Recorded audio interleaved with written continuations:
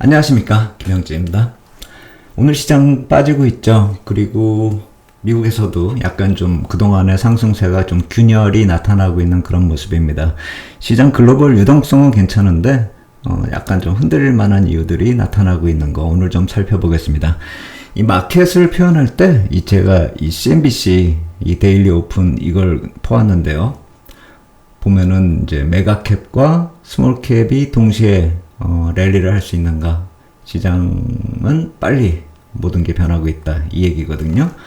이 말이 딱 표현이 정확하지 않을까. 그럼 메가캡, 그러니까 최근에 IT 큰 종목들, 이 종목이 끌고 왔죠. 근데 어제는 그쪽이 조정을 받으면서 또 스몰캡들이 움직이는 그런 모습 보였죠. 그리고 모든 것이 또 틀려질 수 있는 그런 여건이라는 건 인플레이션을 갑자기 또 시장이 신경을 쓰기 시작했다는 점. 그러니까 뭐 다른 중앙은행들, 호주나 캐나다 쪽에서 움직임을 보였는데 그것이 또 선도하는 흐름이 있는 것인가, 뭔가 시그널을 주는 것인가, 이거에 대해서 관심을 가지기 시작했다라는 것이죠. 그래서 오늘 마켓 포인트는 이거를 봤습니다.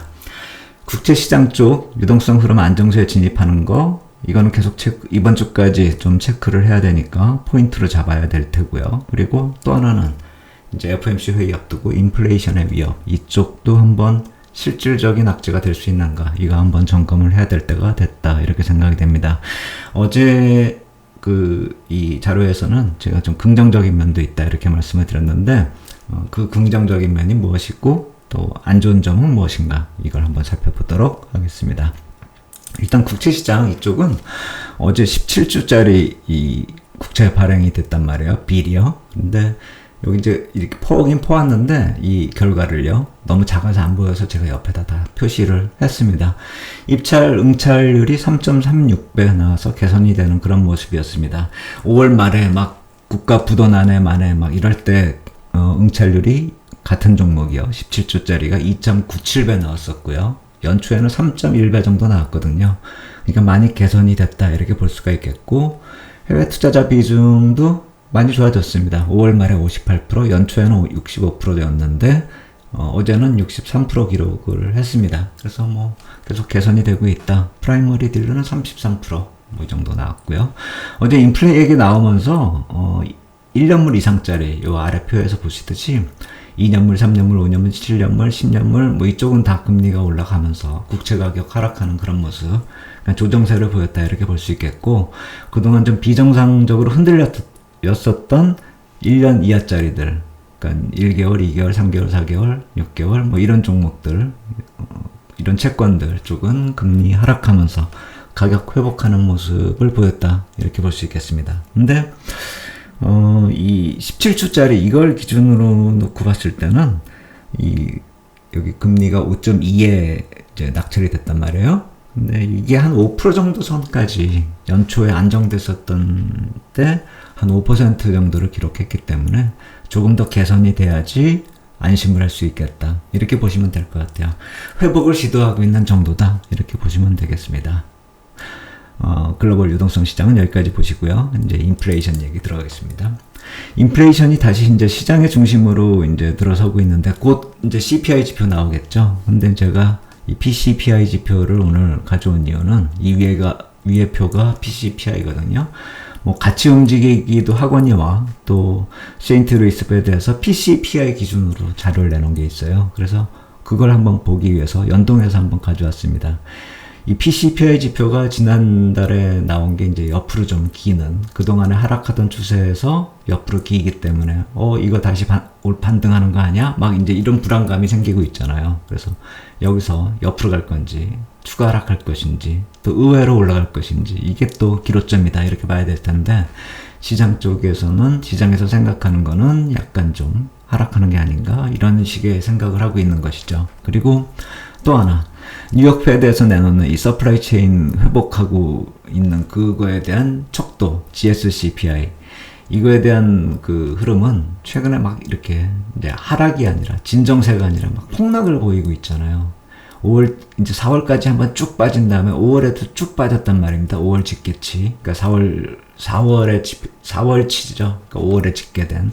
이제 이게 완전히 마이너스가 들어서 팬데믹 이전보다도 더 내려가는 그런 모습. 너무 내려갔다. 이제 이래가지고 리세션으로 들어가느냐. 이런 고민까지 생기는 그런 모습이죠. 그래서 이 서플라이 체인 회복되는 그것을 감안한다면은 상품 시장 관련된 인플레이션 지표들은 좀 괜찮을 것이다. 이렇게 볼 수가 있겠고, 코어 쪽이 이제 좀 문제가 되지 않는가. 이렇게 볼 수가 있겠죠. 그래서 저거하고 연관져가지고 헤드라인 쪽의 PC 인플레이션은 이렇게 좀 괜찮아질 더 괜찮아지는 게 아닌가. 그리고 지금 이 시나리오별로 나오고 있는, 제가 예전에도 한번 이제 그저께인가요? 말씀을 드렸잖아요. 각 시나리오별로 예측치가 나오고 있다.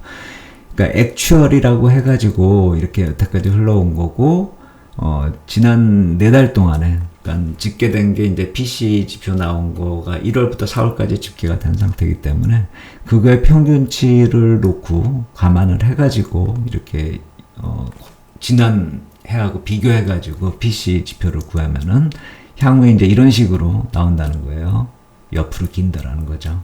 근데 이제 향후에 이 PCPI가 뭐 0.2가 된다라고 한다면 이런 식으로 쭉쭉쭉쭉 좀 이런 페드가 이렇게 목표로 하는 2% 근접하는 그런 모습이 나올 테고, 만약에 0.1% 월간 상승률이 한다면 이렇게 쭉 빠진다 이 얘기거든요.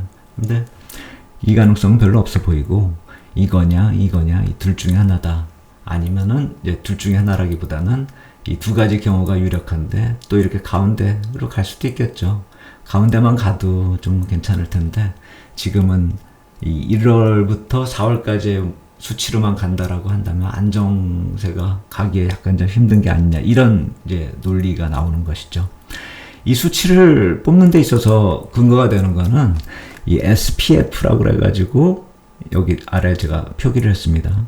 필라델피아 페드에서 이 분기별로 이렇게 뽑는, 그러니까 2분기까지 자료가 나왔거든요. 미국에 대해서 뭐 GDP도 그렇고 뭐 이것저것 고용도 그렇고 인플레 지표도 그렇고 서베이 지표를 이제 분기마다 내놓고 있는데, 2분기에 내놓은 그 서베이 지표를 가지고 이 수치입니다. 헤드라인 PC하고 코어 PC 이 수치를 가지고 대입해 가지고 아까 표를 만들었다라는 겁니다. 아까 헤드라인 PCPI 쪽을 봤고요. 이번에는 그러면은 이제 코어 쪽을 보면은 이 서베이 지표를 근거로 해 가지고 뽑아 보면은 이 0.4%로 계산을 했을 때 0.4% 향후에 나오는 예상이 된다라고 했을 때, 그러면 여태까지 이렇게 흘러왔는데 아까 말씀드렸듯이 헤드라인처럼 옆으로 이렇게 쭉 가게 되는 그런 모습이 나타날 수가 있는 것이고, 0.3만 되더라도 좀 그나마 낮고 0.2가 된다라고 한다면 페드의 목표 2%까지 근접을 할 수가 있는 그런 모습이다. 그러니까 2024년 1월 이전까지요. 올해 말까지요. 그리고 뭐 항상 이런 건 희망사항이겠지만 0.1 대입하면 이렇게 된다.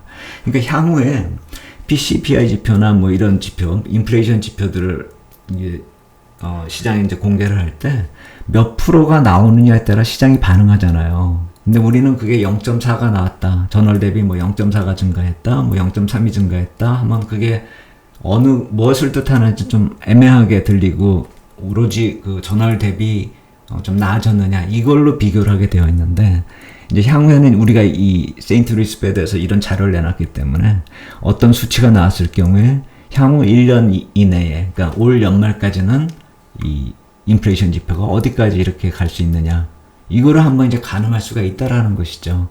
이 표는 그렇게 좀 이용하면 될 것 같고요. 우리가 지금 근거로 내세울 수 있는 서베이 지표로 놓고 보면은 약간 아리까리한 하락세가 좀 진행될 가능성이 크다, 이렇게 보시면 될 것 같아요. 그러니까 좀 시장은 계속 눈치를 볼 수밖에 없고, 뭐 카나다 은행 쪽에서 뭐 하나 이렇게 인상이 됐다라고 하면 흔들 수밖에 없는 상황이다, 이렇게 봐야 되는 그런 상황이다, 이렇게 생각이 됩니다. 그리고 저 자료를 낸 그 세인트루이스 페드의 제임스 블러드 총재는 항상 말씀을 하시죠. 이 테일러 룰에 의하면은 요 빨간 점 여기까지 이제 쭉 올라온 이 기준금리가 한두 단계 더 상승을 해서 요 회색 안으로 테일러 룰에 의한 목표 금리 쪽으로 들어가야 된다, 이 얘기를 계속 하고 계신 거 아니에요. 그렇기 때문에 그런 식으로 따진다면 한두 번 금리 인상은 뭐 계속 열려있다 이렇게 볼 수가 있겠는데, 두 번까지는 좀 그래도 한 번 정도는 더 추가적인 인상이 나타날 수 있는 상황이다. 우리가 좀 그걸 감안해서 좀 시장을 봐야 되겠고, 그렇기 때문에 좀 눈치를 보고, 그게 만약에 현실화됐을 때 시장이 충격을 먹을 수 있는 그런 상황이라는 점을 감안한다면, 채권이건 주식이건 자산시장 전체적으로 그렇게 되면은 어제 나타났었던 그런 모습이 조금 더 길게 나타날 수가 있잖아요. 그런 것을 좀 우리가 대비할 필요도 있다, 이 말씀을 드리는 것입니다.